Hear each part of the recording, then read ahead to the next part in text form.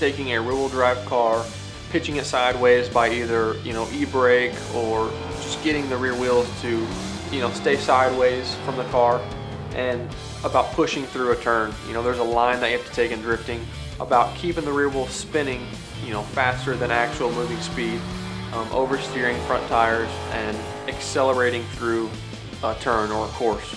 You must have a rear-wheel drive car. You cannot use front-wheel drive or all-wheel drive. There are some forms of all-wheel drive, which is called Gymkhana and other, rally type deals, but mainly rear-wheel drive to excel in a drift. And the more competitive sides, it's about how fast you go. It's always in competition. The leader wants to leave the follower, and the follower must stay as close as possible.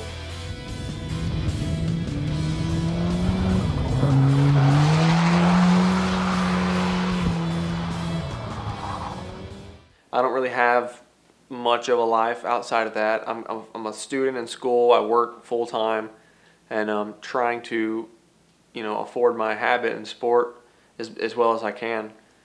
Dedication, working 52 hours a week, going to school, in college right now, trying to take care of that and build a car at the same time, trying to get this thing ready for the series. It will definitely test you. The single cam KA, probably the worst engine ever made. I probably should have put like a Honda engine in there first, but basically, since I work at a Chevy dealership, I was thinking about either putting a V8 LS1 like everyone else is doing, or this old blown up thing was sitting in the corner of the garage, so I already had like half the parts to build a pretty awesome KAT. And one of the big issues was tuning, because it's a weird compression ratio and things like that, but I put it together, built, with all internals and things like that, ARP studs and whatnot. The rest is just OEM stuff. As far as the head goes, it's got dual cam pistons in it, which puts the compression ratio real low, but Boost makes up for that. And then with support from Jim Wolf, we were able to get a tune worked out for it, so that's pretty much what set this in.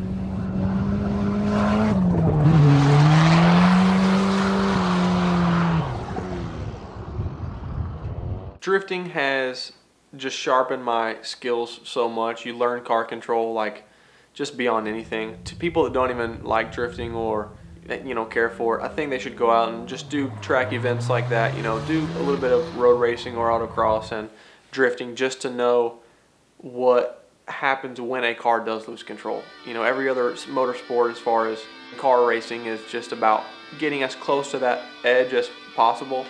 Drifting is pretty much way past that edge. Texas is probably the #1 state to be in as far as drifting. Some people say California, but I'm much more comfortable here in Texas with the drifting. Some of the best guys come from Texas. You've got Aaron Losey, Chelsea Denofa, Stuart Lees, just tons of names. Guys that drive Formula D, XTC. I think we have like the most drivers in XTC from a state. The events are much more serious out here. High speeds, stuff that reaches close to 100 miles an hour on entry speeds. We do just tons of cars in tandem. We'll stack 7, 10 cars deep, go at it and not have no worries. Hopefully in 2011 we can pick up some support from sponsors and try and help the financial side of it, because I'm very confident in my car and my driving skills. We've got a lot to learn, but that's what we're here to do. I've got a good couple guys behind me that are pretty serious on helping out, and if we can just pick up some mutual relationships with sponsors, that'd be the goal for this year.